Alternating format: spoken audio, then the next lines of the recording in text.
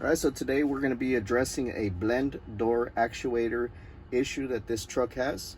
One of the symptoms that this truck has is going down the road, all of a sudden it starts to blow heat when you have the air condition on. As a matter of fact, right now, as we speak, the truck is only blowing out heat, even though it's on the coolest setting. And that is because the blend door actuator has completely failed. It cracked, and so every time you try to set the temperature adjustment to code, this little actuator is not grabbing the blend door shaft. And I removed this air box completely. I loosened it up just so you can be able to see how it works real quick. So this is your air box, and this is your blower motor down here. So right now it's stuck on heat, which means that the blend door is actually stuck with this passageway open. This passageway goes up here to your heater. This is your heater core, and blows air through your heater core, which in turn will create the heat that you feel at your vent. Whenever you have it set on the cold setting, this blend door actuator opens this blend door, and which in turn pulls air from your evaporator core and pushes it to your vents. And that's what you feel on your face whenever it's cool and when it's working right. So I'm going to show you how to replace it. I shared this diagnostic tip on my TikTok how to check this actuator. I think it was about a week ago. And the customer actually, the reason why I haven't uploaded this YouTube video is because the customer actually declined. He declined the repair because he had a lot of other engine issues that we already addressed. And so he's not going to want to fix this. But what I'm going to do is I'm going to install a used actuator just so you can see how it works, how it's supposed to work. Because I did promise you guys that I would share this repair, so I'm just going to do this for the purpose of the video. But you see here, the actuator shaft, I guess you can call it, is cracked. Now here's a good used one. This is what it looks like. See how it's solid? All you do is just like I did. All I did was just remove the 3 screws, and it just pulls right out, just like that. And to install the new one, you got to do is just line it up with this. See, this is your actual blend door shaft. This, when you turn this, this opens and closes your blend door. So look, you got to make sure it's not jammed, which this one is not. So yeah, that's how it works. So now I'm gonna put this new actuator on.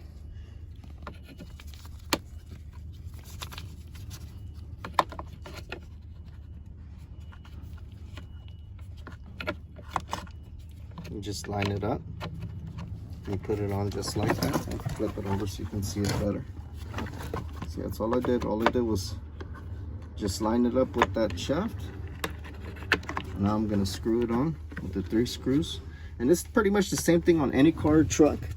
The only difference is some of them are harder to get to. Some of them you have to remove the radial to get to. Others you have to rip apart the glove box. Like this one, I had to take off the dash covers, a lot of the dash covers and the panels for the air box. Some, like a Silverado, I'll try to, if you stick around, I'll show you a setup on a Silverado. One of the temperature blend door actuators is actually a lot easier to get to than this truck.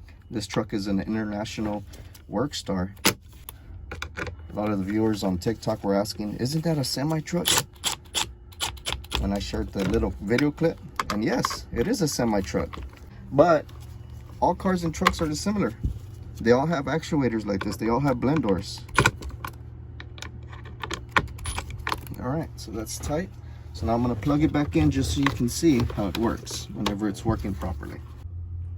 All right, so here's how it's supposed to work. If we remember, the blend door actuator shaft was cracked. So anytime you would try to set the temperature, the blend door actuator shaft was just turning and it wasn't grabbing the blend door.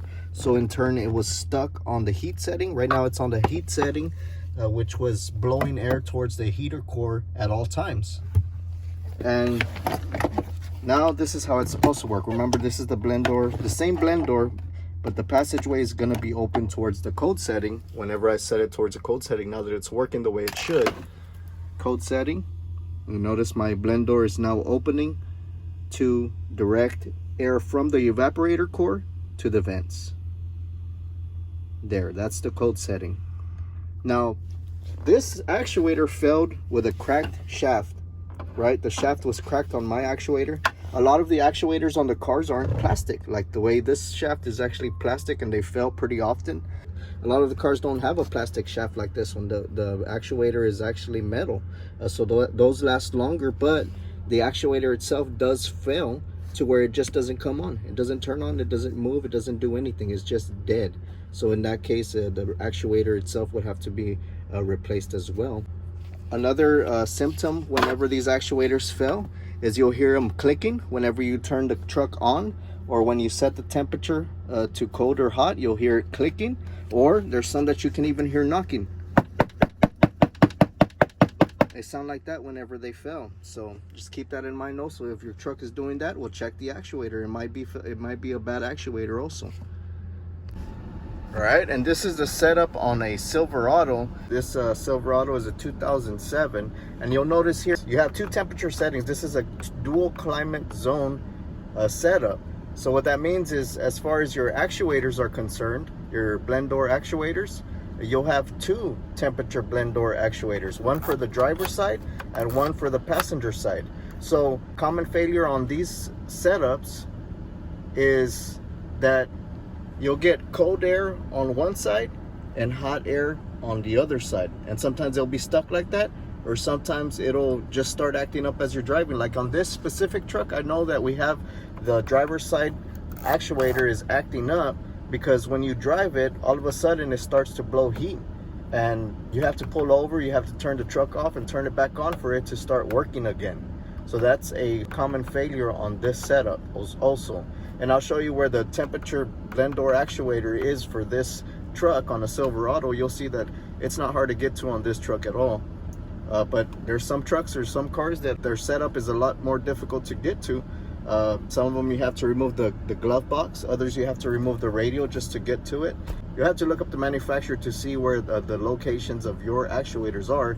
And also wanted to mention that on this truck it has two temperature actuators. It also has an actuator that controls the direction of the airflow, whether you want your air directed to the floor or to the defrost. There's an actuator that controls that blend door as well.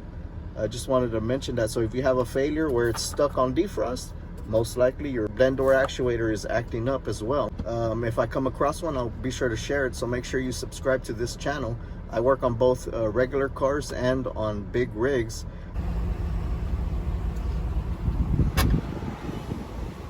All right, so here is your blend door actuator on this Silverado. This is your temperature blend door actuator for the driver's side. The passenger side is actually up top, which you have to access by removing this glove box. And you can see right there. So this one will be a lot harder to get to, but that one controls the passenger side temperature. This bottom one here controls the driver's side temperature. So yeah, if your temperature is acting up on the driver's side, well then this one is most likely the one that has a problem. If your temperature is acting up on the passenger side, well then the other one's the one that's giving you problems.